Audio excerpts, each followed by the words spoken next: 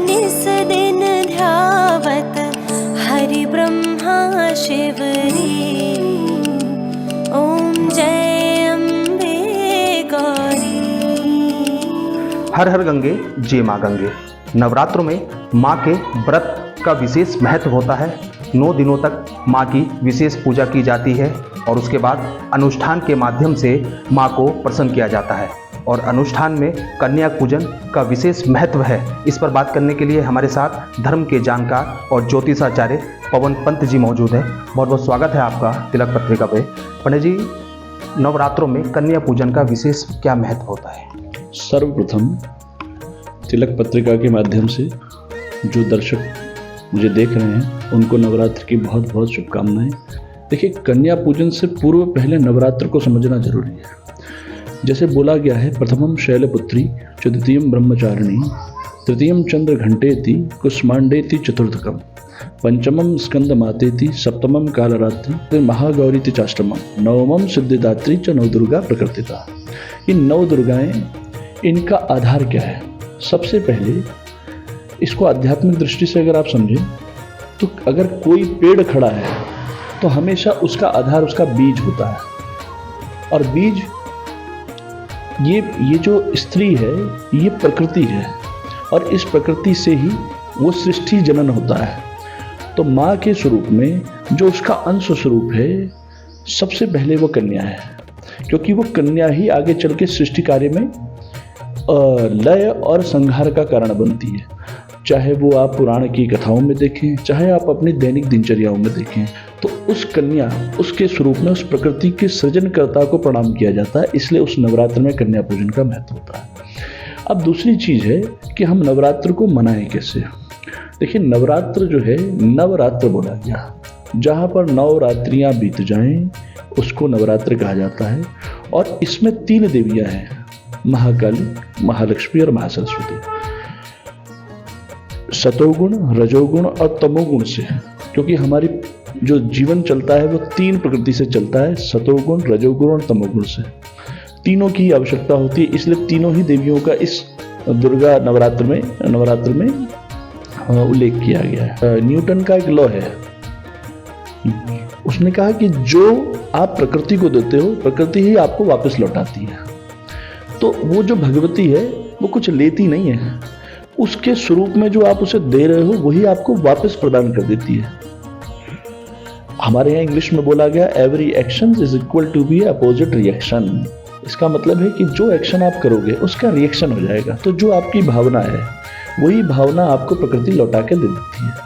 तो वो कन्या के स्वरूप में तो जगत जननी माता जो बैठी है, उसके स्वरूप में जो आप उसे अर्पित कर रहे हो वही आपको उसी भाव से लौटाने का कार्य करे। इसीलिए कन्या पूजन किया जा रहा है। दूसरी चीज, आप नवरात्र को ऐसे समझें, ज्योतिष की दृष्टि से भी समझें कि जो हमारी पृथ्वी है वो सूर्य का भ्रमण जो करती है वो 1 साल में करती है। मेष का सूर्य चैत्र के नवरात्र से शुरू होता है और मेष ही के सूर्य में दोबारा चैत्र के नवरात्र आते हैं। इस बीच में 4 संधिकाल आते हैं, जिसमें 4 संधिकालों से गुजरती है, जिसमें से एक गोल संधि बोली जाती है, जो आती है कब? जब मेष की संक्रांति आएगी और अश्विन में।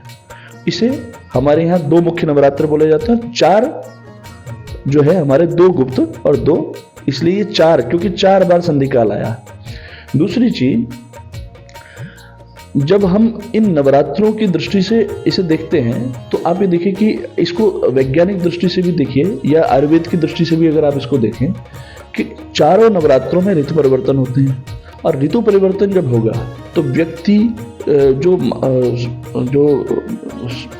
माहौल में रोग उत्पन्न होते हैं उसमें, तो उस ऋतु परिवर्तन से पूर्व ही हमें शक्ति की आवश्यकता है ताकि हम उस अगले मौसम को झेल पाए।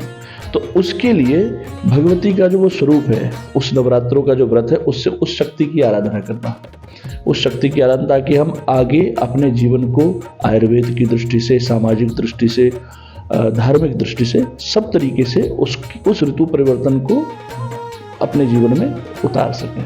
तो भगवती का जो पूजन है, हमारे यहाँ पंचोपचार और षोडशोपचार पूजन का विधान है। जैसे आप भगवती के रोज स्नान कराते हैं, भगवती के स्वरूप में ही उस नव दुर्गा को माना जाता है, उस देवी को माना जाता है, उस कन्या को माना जाता है। तो हम भगवती का पूजन कैसे करते हैं? सबसे पहले उनको आसन प्रदान करते हैं, उसके बाद उनको अर्घ्य प्रदान करते हैं, उसके बाद उनको पाद्य प्रदान करते हैं, उसके बाद उनको स्नान कराते हैं। उसके बाद हम उनको अलग अलग विविध प्रकार के स्नानों से स्नान कराते हैं, तब गंध पुष्प नैवेद्य से उनका पूजन करा जाता है। तो आप भी जब आपका नवरात्र का हवन कंप्लीट हो और जब कन्या पूजन के लिए आए, सर्वप्रथम उनका पैरों से पाद्य, पैरों से स्नान कराना है, उनके हाथों में जल छोड़ना, अर्घ्य देना है, उनको आचमन देना है और उसके बाद सर्वांगे स्नान, उनके पैरों को दूध से पंचामृत से स्नान करा दें, दूध से दही से वो पंचामृत बना हुआ रहता है उससे स्नान कराएं। उसके बाद उनके पैरों को शुद्ध वस्त्र से साफ करें। उसके बाद भगवती को लाल टीके से उनको लाल टीका लगाएं, लाल मौली पहनाएं। अगर आपने कोई चुन्नी वगैरह चुन्नी लाते हैं तो चुन्नी पहनाएं, क्योंकि लाल जो है शक्ति का प्रतीक है। लाल आप देखिए हमारी स्त्रियां भी सब लाल ही पहनती, क्योंकि लाल माने शक्ति। तो शक्ति के पुंज के रूप में लाल चीज़ों को लिया जाता है, इसलिए उनको लाल चीज़ें पहनाई जाती हैं। उसके बाद उनको लड्डू, हलवा और चने का भोग लगाएं और पूरी का भोग लगाएं। ये तीनों चीज़ें भगवती के भोग में ली जाती हैं। बाकी जो भी आपके घर में और नैवेद्य बना है उसको कराएं। उसके पश्चात भगवती को उनकी आरती उतारें, उनका पूजन करें। और एक विशेष बात, वो घर में उनको जब वो पूर्ण कंप्लीट कर लें भोजन अपना, उसके पश्चात उनको उस घर में घुमाएं ज़रूर, क्योंकि उसमें उस समय वो कन्या नहीं है, उस समय उसके अंदर वो माँ का स्वरूप है, उनके अंदर वो ऊर्जा आ जाती है। तो जब वो घर के अंदर निनाद करती हैं, वो जो निनाद करती हैं उससे उस घर की जो नेगेटिव ऊर्जा है वो समाप्त हो जाती है। तो इसीलिए हमारे यहाँ उनको घुंघरू या पायल पहनाई जाती थी, ताकि वो छन छन छन छन करके चले और घर की नेगेटिविटी को दूर करें। तो जो जैसी हर आदमी की अपनी व्यवस्थाएं होती है, अपनी व्यवस्थाओं के आधार पर जैसा उसे उचित लगे, मूल रूप से ये पूजन होना चाहिए इस तरीके से। बिल्कुल, जिस तरह से पवन पंत जी द्वारा कहा गया है, नवरात्रों में अपने व्रत का अनुष्ठान करने के लिए कन्या पूजन का विशेष महत्व होता है और कन्या पूजन कर कर अपने सभी फल की प्राप्ति पाई जा सकती है। देश के पहले धार्मिक चैनल तिलक पत्रिका के लिए कैमरामैन गौरव के साथ हरिद्वार से मैं आशु शर्मा।